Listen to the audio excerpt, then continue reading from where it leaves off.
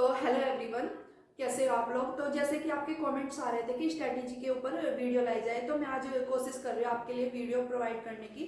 तो आप मैं सब कुछ बताऊंगी आपको वीडियो में, जैसे टाइम मैनेजमेंट। ठीक है, तो सबसे पहले आपको, और इसमें आप कोई भी स्टार्ट कर सकता है, जो जीरो से स्टार्ट कर रहा है वो भी कर सकता है, जो बिलो एवरेज है, एवरेज है, ये सब बच्चे कर सकते हैं, ऐसा कोई बात नहीं है। और आप डरिए मत, आप तैयारी स्टार्ट कीजिए, सबका हो जाएगा जो मेहनत करेगा। ठीक है, तो सबसे पहले मैं आपको बताऊंगी टाइम मैनेजमेंट कैसे करना है। तो टाइम मैनेजमेंट किसी भी स्टडी के लिए बहुत ज़्यादा ज़रूरी है कि आप कितने आवर्स पूरे दिन स्टडी में दे रहे हो आप। ठीक है, कितने घंटे कौन से सब्जेक्ट में दे रहे हो, ये सब बहुत ज़्यादा ज़रूरी है। ठीक है, सबसे पहले हम शेड्यूल की बात करते हैं। तो शेड्यूल बनाना बहुत ज़्यादा ज़रूरी है, क्योंकि अगर आप शेड्यूल नहीं बनाओगे तो क्या होगा कि पूरा दिन आप पढ़े ही पढ़ते जाओ, लेकिन आप नहीं कर पाओगे कि कितना पढ़ा है पूरे दिन में। ठीक है, पता नहीं कर पाओगे कितना पढ़ा है पूरे दिन में। और ये सब चीज़ें फिक्स होनी चाहिए, क्योंकि अगर फिक्स होगी तो आपको कॉन्फिडेंस आएगा। पर डे टॉपिक स्टार्टिंग में, जैसे डे में आप स्टार्ट करोगे तो टॉपिक सब लिख देने हैं कि आज इतना आपको कंप्लीट करना है। ठीक है, ये सब चीज़ें फिक्स होनी चाहिए, क्योंकि आप फिक्स करोगे चीज़ें तो तभी आपको मोटिवेशन मिलेगा नेक्स्ट बाय डे पढ़ने का। ठीक है, एक दिन में आपको कितना पढ़ना है। ठीक है, फिर नेक्स्ट आपको स्ट्रॉन्ग और वीक टॉपिक्स। देखिए, ये आपको पता होना बहुत ज़्यादा जरूरी है कि स्ट्रॉन्ग टॉपिक कौन से है और वीक टॉपिक कौन से हैं। ठीक है, क्योंकि अगर हमें ये नहीं पता होगा कि स्ट्रॉन्ग टॉपिक और वीक टॉपिक कौन से हैं, तो आप मतलब ऐसे पढ़ते जाओगे और आपको पता भी नहीं लगेगा कि आपने कौन से टॉपिक कवर करे हैं, कौन से अच्छे से कवर नहीं करे। तो ये सब आपको डिवाइड कर लेना है, केमिस्ट्री और बायोलॉजी दोनों के लिए। ठीक है, और सबसे ज़रूरी बात, जो टॉपिक आपको हार्ड लग रहा है तो उसको आपको मॉर्निंग में पढ़ना है। क्यों? इसका एक रीजन है। देखो, मैं भी ऐसे ही करती थी, जैसे मुझे जो टॉपिक हार्ड लगता था उसको मॉर्निंग में पढ़ती, क्योंकि अगर आप टॉपिक मॉर्निंग में स्टार्टिंग में हार्ड टॉपिक मॉर्निंग में पढ़ लोगे तो उससे क्या होगा, आपको थोड़ा पॉजिटिविटी फील होगी तो आप क्या होगा, पूरा दिन शेड्यूल अच्छे से जाएगा। अगर आपको मॉर्निंग में आपने हार्ड टॉपिक नहीं पढ़ा तो शाम को नेगेटिव रिग्रेट होगा कि मैंने हार्ड टॉपिक नहीं पढ़ा है, तो मैंने कुछ नहीं पढ़ा है। तो मतलब ऐसा होता है, जनरली मेरे साथ भी होता था। ठीक है, तो स्ट्रॉन्ग और वीक टॉपिक आपको डिवाइड कर लेने हैं। नेक्स्ट है, जो स्टार्ट कर रहे हैं बच्चे, 3 से 4 घंटे इनिशियली आपको स्टार्ट करना है पर डे। ठीक है, उसके बाद डे बाय डे आपको टाइम बढ़ाते जाना है, जैसे 1 आवर्स, 20 मिनट्स, 30 मिनट, क्योंकि सिटिंग आवर्स का भी अपना एक टाइम होता है। मॉर्निंग में अगर आप स्टार्ट करोगे तो आपकी एनर्जी हाई होती है मॉर्निंग में। ठीक है, तो आप अच्छे से कवर कर पाओगे। माइंड सेट भी एकदम हाई लेवल एनर्जी होती है, माइंड सेट भी अच्छा होता है। सुबह सुबह उठते हो, कोई थॉट्स नहीं होते आपके माइंड में, तो आप स्टडी स्टार्ट कर सकते हो मॉर्निंग में। नेक्स्ट है रिवाइज, ये सबसे ज़्यादा जरूरी है। देखिए, रिवाइज का क्या कंसेप्ट है, अगर आप चीज़ें रिवाइज नहीं करोगे तो आप भूलते जाओगे पीछे का।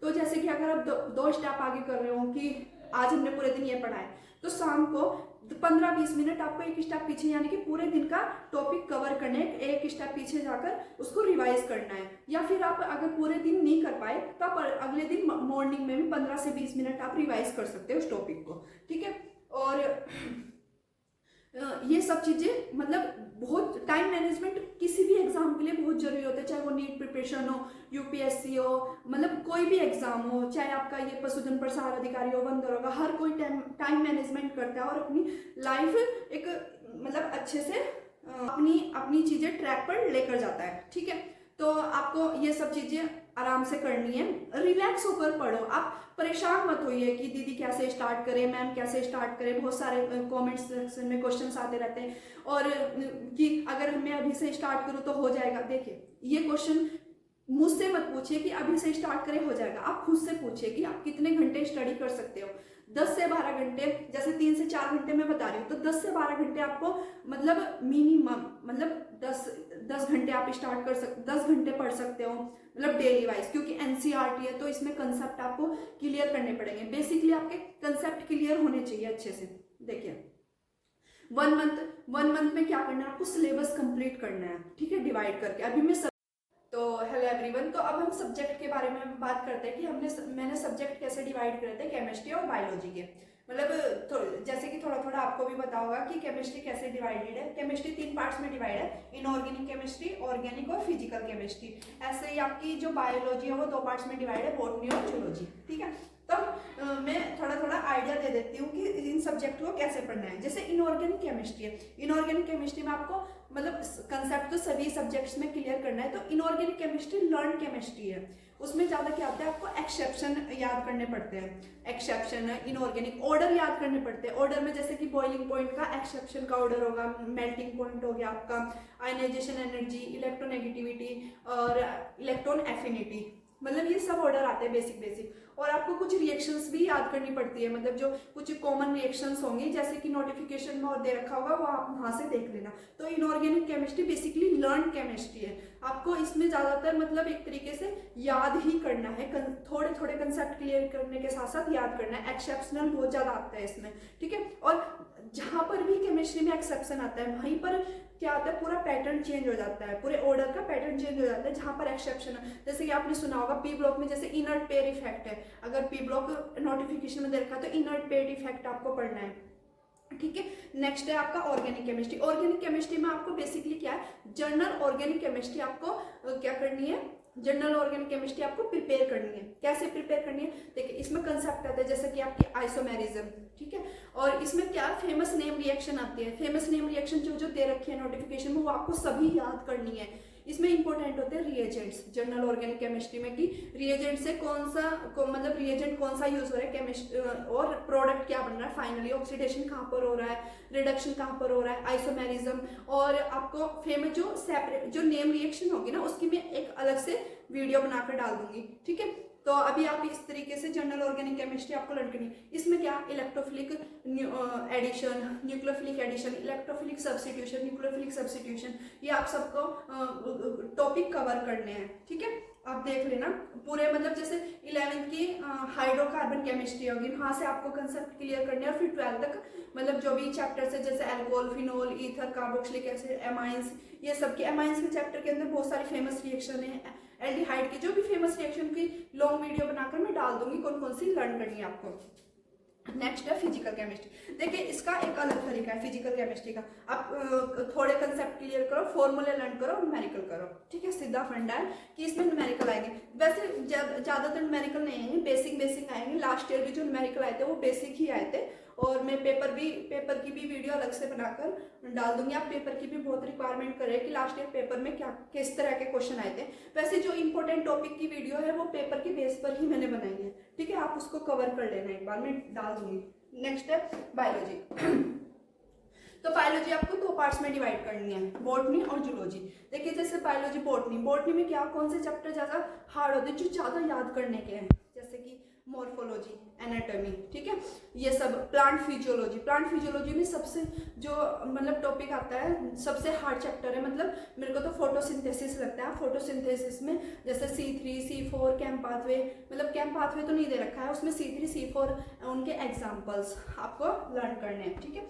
और जूलॉजी में आपकी ह्यूमन फिजियोलॉजी, और इसमें आपका जैसे कि 12th में होगी आपकी डीएनए वाला chapter, molecular basis of inheritance, DNA का रेप्लिकेशन, ट्रांसलेशन, ट्रांसक्रिप्शन, और मेंडल इनहेरिटेंस, मेंडल के लॉ तीनों के तीनों, और क्रोमोसोमल थ्योरी, ये सब आपको कवर करनी है अच्छे से। तो अब हम लास्ट बात करते हैं कि लास्ट में क्या करना है। जैसे फाइनली टच देते हैं आप अपनी वीडियो को, 1 मंथ में क्या आपका सिलेबस कंप्लीट करना है, 1 मंथ में सिलेबस कंप्लीट करना है, और फिर लास्ट में 15 दिन आपको क्वेश्चंस लगाने हैं। वैसे आप टॉपिक क्वेश्चंस ना 10 से 15 दिन पर डे भी क्वेश्चंस लगा सकते हो, 10 से 15 क्वेश्चंस, 20 क्वेश्चन, जितने भी आपकी पर डे पर टॉपिक क्वेश्चंस लगा सकते हो आप पर डे के हिसाब से भी, ठीक है। और आपको रिवीजन तो साथ में करते जाना है, और डेली बेसिस पे रिवीजन तो करते जाना ही है, ठीक है। तो ये हम फाइनल कर देते हैं। 2 ही तो सब्जेक्ट है, तो केमिस्ट्री और बायोलॉजी आपको डिवाइड करना है, और आपको डेली पढ़ते जाना है। 10 से 12 घंटे आपको शेड्यूल बनाना है कि मॉर्निंग में, जैसे फिजिकल केमिस्ट्री हार्ड है, मॉर्निंग में 2 घंटे आपने फिजिकल केमिस्ट्री पढ़ ली, 2 आवर्स फिजिकल केमिस्ट्री पढ़ ली आपने, ठीक है। उसके बाद जो मैं ये बोल रही हूँ आप लिखते रहना उसको, 2 आवर्स में फिजिकल केमिस्ट्री पढ़ ली, 2 घंटे आपको ऑर्गेनिक केमिस्ट्री में लगाने हैं, ठीक है। केमिस्ट्री में जो बच्चे जैसे बायोलॉजी वाले होते हैं, केमिस्ट्री उनके हिसाब से थोड़ी हार्ड होती है, तो 2 घंटे फिजिकल, 2 घंटे आपको ये पढ़नी है ऑर्गेनिक केमिस्ट्री, 2 घंटे इनऑर्गेनिक, 6 घंटे हो गए। जैसे आप पढ़ोगे ना लगातार, जैसे 2 घंटे पढ़ोगे, और अगर उसमें आपको जैसे 1 घंटे के बाद आपको गैप लेना है, तो उसमें आपको फोन नहीं चलाना है, उसमें आपको 10-15 मिनट या 5-10 मिनट 5 मिनट जो भी है अपनी आंखों को थोड़ा रिलैक्स करना है, और बाहर घूमना है, ऐसे ताजी हवा में, ठीक है। उसमें आपको फ़ोन नहीं चलाना है और फिर 5 मिनट के बाद आकर फिर से बैठ जाना है पढ़ने के लिए, ठीक है। और फिर मैंने 6 घंटे ये कवर करे और 2 घंटे जूलॉजी और 2 घंटे बॉटनी, तो 6 2 8 2 10 घंटे हो गए। और उसमें आप वो ये कि धीरे धीरे कट कर जितने भी आपके हिसाब से बैठते हैं, फिर उसमें आपको 2 घंटे या 1 घंटे तो मस्ट रिविजन करना ही करना है सारे सब्जेक्ट्स का, ठीक है। इस तरीके से आप स्ट्रैटेजी कर सकते हो। और जब आप पूरे दिन पढ़ते जाओगे तो आपको एक पॉजिटिविटी भी फील होगी कि हाँ, हमने पूरे दिन में इतना टॉपिक कवर करा है। और सबसे जरूरी बात कि आपको सुबह ही टॉपिक लिख लेना है कि आपको आज पूरे दिन में कितना टॉपिक कवर करना है। वैसे आप अपनी स्ट्रेंथ से थोड़ा ज़्यादा लिखिए, अगर आपने उतना कंप्लीट कर लिया तो आपको पॉजिटिविटी आएगी कि हाँ, हमने आज पूरे दिन में इतना कंप्लीट करा है, ठीक है। और आप थोड़ा मतलब वीडियो वगैरह जैसे भी आप तैयारी कर रहे हो उससे थोड़ा हटकर फ़ोन कम चलाइएगा, उस पर कम ध्यान दीजिएगा। जैसे रील स्क्रॉल करनी, ये मत करिए, मतलब मेरी एडवाइस है। जब मैं तैयारी करती थी तो मैं फ़ोन तो बिल्कुल नहीं चलाती थी, लेकिन वही है कि अभी आपके पास बहुत कम टाइम बचा है ना। अगर जैसे 2 महीने होते, 3 महीने होते तो आप आराम से कर सकते थे, लेकिन कम टाइम है। लेकिन आप कर सकते हो, ऐसा कुछ नहीं है कि कम टाइम है तो नहीं होगा। 1 महीने के अंदर अंदर आप सिलेबस कंप्लीट करो, ठीक है। कंसेप्ट क्लियर हो, बेसिक वही है कि देखें 3-4 चीजें होती है किसी भी एग्जाम को क्रैक करने के लिए। अगर सोर्स, जैसे कि सोर्स मल्टीपल सोर्स नहीं होने चाहिए, सिर्फ एक ही सोर्स होना चाहिए। एनसीईआरटी, ठीक है। एनसीईआरटी से ही आपको टॉपिक कवर करने हैं, ठीक है। फिर उसके बाद कैसे रीड करना है, कंसेप्ट क्लियर करना है, क्वेश्चंस लगाने और रिवीजन, दैट इनफ, ठीक है। और आपको प्रीवियस ईयर के बेसिस पर ये करना है, ठीक है। मैं प्रीवियस ईयर का क्वेश्चन पेपर भी डाल दूंगी, मेरे को टाइम दीजिए 1-2 दिन का, ठीक है। और कोई भी बच्चा हो, चाहे वो बिलो एवरेज हो, एवरेज हो, सब कर सकते हैं अगर आप मेहनत करोगे, ठीक है। मैं भी ऐसा कोई इतनी मतलब इंटेलिजेंट नहीं थी कि मतलब मेरा ऐसा कुछ अचानक से सिलेक्शन हो गया या कुछ ऐसे। मैंने भी अपनी लाइफ में मेहनत ही करी है, तभी मेरे इतने मार्क्स आए जो मैंने आपको बताए थे 61.25, ठीक है। ऐसा कुछ नहीं है कि मैंने तुरंत करा और हो गया, नहीं, मैंने भी मेहनत ही करी है तभी हो पाया है, ठीक है। और मैं भी बिलो एवरेज ही थी, ऐसा कुछ नहीं है कि मैं बहुत ज़्यादा इंटेलिजेंट थी। तो अगर मैं कर सकती हूँ तो आप लोग भी कर सकते हो, ऐसा कुछ नहीं है, सब लोग कर सकते हैं जो मेहनत करने वाले हैं, ठीक है। और थैंक यू सो मच मुझे इतना सपोर्ट करने के लिए, प्यार करने के लिए। और आप लोग मुझसे कनेक्ट रहिए। मैं मतलब कोशिश करूंगी 1-2 दिन में वीडियो कंटिन्यू करने की, क्योंकि अभी थोड़ा मैं बिजी हूँ, मेरा क्योंकि ट्रेनिंग का शेड्यूल भी चलता रहता है। और जो लोग क्वेश्चन में कमेंट्स कर रहे थे कि ट्रेनिंग के ऊपर वीडियो बनाइए, देखिए मैं उसमें भी टाइम लगेगा। पहले मैं सोच रही हूँ कि बच्चों को पहले गाइड कर दिया जाए, क्वेश्चन पेपर लाए और मतलब जो भी साइंस के पेपर है वो डाल दिया जाए, और फिर important question chemistry and biology के वो भी मैं कोशिश करूंगी डालने की, ठीक है। तो अभी ट्रेनिंग पर थोड़ा विराम दीजिए। ट्रेनिंग की जो वीडियो है वो मैं बाद में लाऊंगी, अभी पहले आप प्रिपरेशन कीजिए अच्छे से। उसके बाद जब आपका सेलेक्ट हो जाएंगे, मतलब कोशिश करूंगी, अगर टाइम लग गया तो मैं पहले भी डाल सकती हूँ, वरना मैं बाद में ही कोशिश करूंगी, ठीक है। तो एक लड़की का क्वेश्चन था कि मैं उसको भी कवर कर रही हूँ इसी में वीडियो में। एक लड़की का क्वेश्चन था कि मैम मैंने आज ही वो देखा है, नोटिफिकेशन देखा है, तो 1 महीने में क्या हो जाएगा क्या कि मैं अगले नेक्स्ट एग्जाम के लिए प्रिपेयर करूँ एलईओ का, ठीक है, इसके पशुधन प्रसार अधिकारी के लिए नेक्स्ट के लिए तैयारी करूँ कि इस एग्जाम के लिए तैयारी करूँ। देखिए उसके लिए आंसर ये है कि देखिए एक लड़की का क्वेश्चन आया था कि वो बहुत परेशान थी कि देखिए मैम कि प्रिपरेशन का 1 महीने का टाइम है और मैंने नोटिफिकेशन आज ही देखा है और एग्जाम के बारे में मुझे आज ही पता चला है। देखिए बच्चा, ऐसा अभी तो आपके पास टाइम है, ऐसा तो नहीं है कि 15 दिन रह गए, 10 दिन रह गए और मैं नेक्स्ट एग्जाम के लिए तैयारी करूँ। ये भी वो क्वेश्चन पूछ रही थी वो लड़की, ठीक है। देखिए अभी टाइम है आपके पास, बच्चे भी स्टार्ट कर ही रहे हैं तो आप भी स्टार्ट कीजिए, ठीक है। आपसे जितना पॉसिबल होता है आप अभी तो आप स्टार्ट कर सकते हो। नेक्स्ट के बारे में क्यों सोच रहे हो, क्या पता आपका इसी में ही हो जाए। तो आप अभी से तैयारी कम से कम उस माइंड सेट के साथ करो कि ये वाला एग्जाम मुझे अच्छे से देना है। आप अभी से बेसिक कंसेप्ट क्लियर करो, अच्छे से तैयारी कर सकते हो। ऐसा कुछ नहीं है कि मैं नेक्स्ट एग्जाम के लिए, अगर आप देखें आपके माइंड सेट पर डिपेंड करता है। अगर आप पहले से सोच के बैठेंगे कि मैं नेक्स्ट एग्जाम के लिए तैयारी करूंगी तो वैसा ही होगा। अभी से तैयारी करिए और इसी एग्जाम के लिए तैयारी करिए, आप कर सकते हो। हमें भी अपनी पोटेंशियल का नहीं पता होता कि हम कितना कर सकते हैं, लेकिन जब हम माइंड सेट अच्छे से बना लेते हैं कि हमें करना है तो हम कर सकते हैं, ठीक है। ऐसा कुछ नहीं है, आप अभी से इसी एग्जाम के लिए प्रिपरेशन करिए। देखिए बच्चा, आप इसी एग्जाम के लिए करिए तभी आप कर सकते हो, और नहीं हुआ तो वो बात की बात है ना। आप अभी से क्यों सोच रहे हो कि नेक्स्ट के लिए बैठा जाए, ठीक है। क्यों नेक्स्ट के लिए बैठना, लेना जब अभी हमारे पास अपॉर्चुनिटी है। तो आप अभी से तैयारी करें और नेक्स्ट के बाद में सोचना, अभी आपके पास टाइम है 1-1.5 महीने का। थैंक यू सो मच मुझे प्यार देने के लिए। और मैं जो भी ये मतलब बोर्ड का ये PDF अटैच कर दूंगी और इंस्टाग्राम पर भी आप मुझे फॉलो कर सकते हो। और आप प्लीज़ मुझे सपोर्ट कीजिए, उन बच्चों तक भी जिनको ज़रूरत है ना, उन बच्चों तक भी ये वीडियो पहुंचाइए। और थैंक यू सो मच इतना प्यार देने के लिए। मिलते हैं नेक्स्ट वीडियो में।